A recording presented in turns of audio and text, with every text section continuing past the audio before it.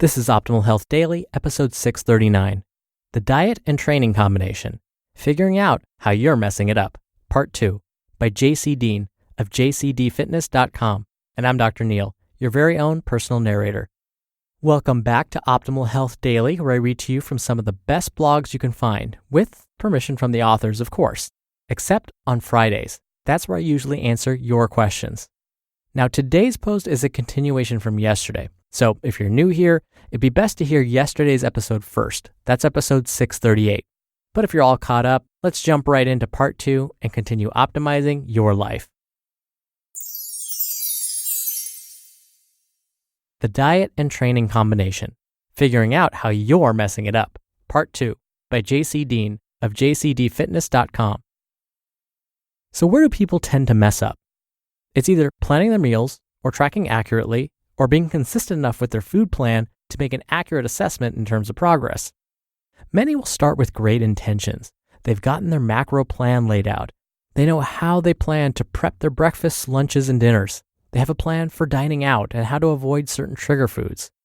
But then, one of many things happen. One issue is going from strict tracking to loose tracking, and eventually to eyeballing. When you first start out and are serious about making sure your intake is consistent, you plan accordingly and track every meal. It's not 100% perfection, but it's close enough and you know it. But over time, as things become easier with the whole tracking process and you become accustomed to it, it's very easy to start loosening the grip somewhat. Instead of tracking each meal, you begin to wing it and only track every few meals. Then you may allow for a snack or two that goes unaccounted for. After a few weeks of this, you may be completely unaware of these little snacks and only remember making a mental note of your main meals. And then some stop tracking altogether with their newfound freedom and confidence in being able to track everything mentally without needing to measure and keep notes. This rarely ever works, by the way. This is where overconfidence and sometimes laziness come together to make you think you're doing better than you really are. And the lack of progress will be sure to remind you of how far you may have gotten off track. 2. Training. Screwing with the program and wondering why it ain't working. Sort of like the food issues you just heard, people tend to get too comfortable with what they're doing in the gym. Instead of pushing for more intensity gradually over time, they end up doing one of the following: pushing too hard way too soon and injuring or burning themselves out. Changing movements or rep schemes on the fly based on emotions or small inconveniences such as momentary gym limitations or being rushed.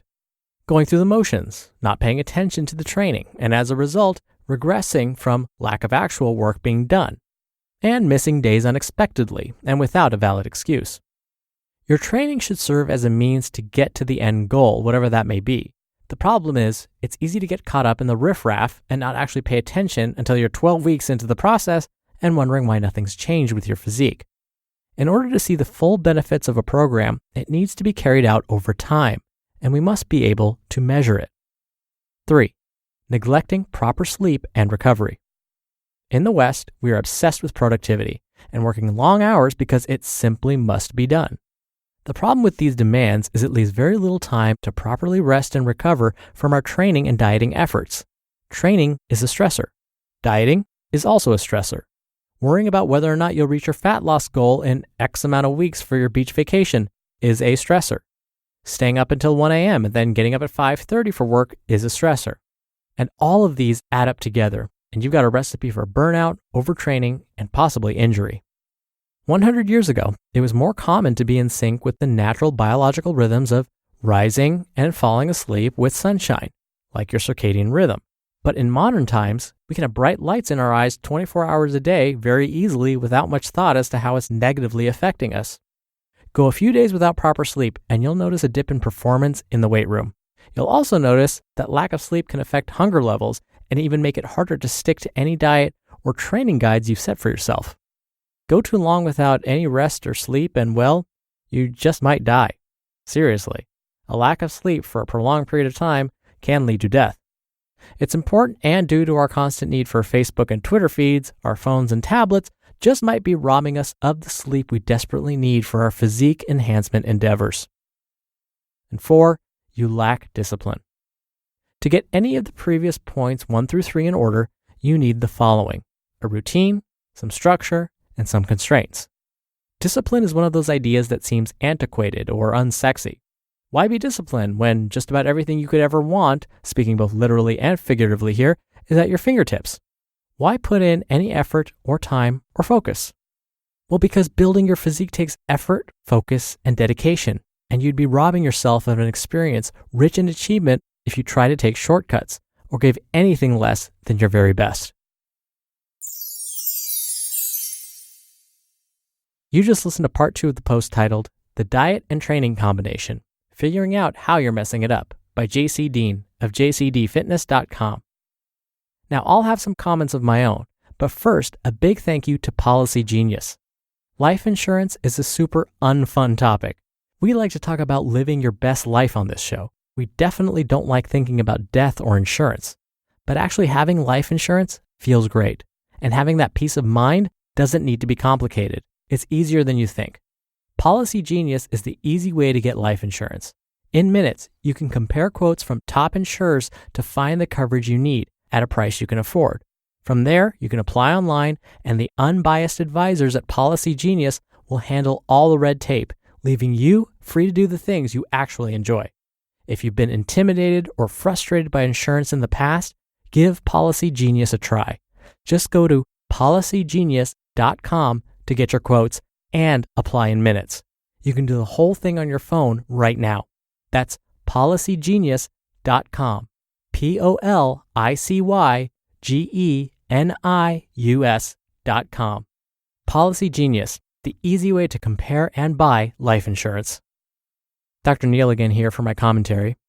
I will add to JC's point and say that when it comes to your diet and your training, it's important that for consistency, you find something you actually enjoy. For your meal plans, yes, I want you to consume less processed foods if possible and more nutritious, think like natural foods with fewer ingredients. But it doesn't mean you have to do that all the time. And it doesn't mean you have to like every single vegetable out there. But it may mean in the beginning you have to try new recipes. You have to use these foods in different ways so that it does suit you and your lifestyle. You'll have to find ways to maybe save that time to prep your meals or to plan your meals. But once you do that, that effort will pay off because then you found something that works for you and then you'll stick to it over the long term. Same with your training program. If you prefer the gym environment, you can't pick a gym that's 1 mile, 5 miles, or 10 miles out of your normal routine because you will never end up going there. When you pick a gym, find one that's on a road that you regularly take, whether it's a road you take to the grocery store or to work or to school, whatever. That will make it more likely to happen. And when you do work out, pick exercises that help you meet your goals, exercises that you sort of kind of like. You don't have to love them because, yeah, it's going to be painful. Yes, it takes work, but exercises that you don't mind doing.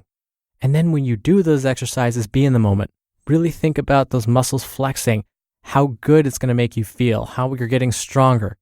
That will bring some of that enjoyment back, just a little bit at least. All right, that's enough out of me. Thank you for listening. Thank you, as always, for being a subscriber of the show. Thank you for sharing this show with someone. Have a great rest of your day, and I'll be back here tomorrow for the Friday Q&A and where your optimal life awaits.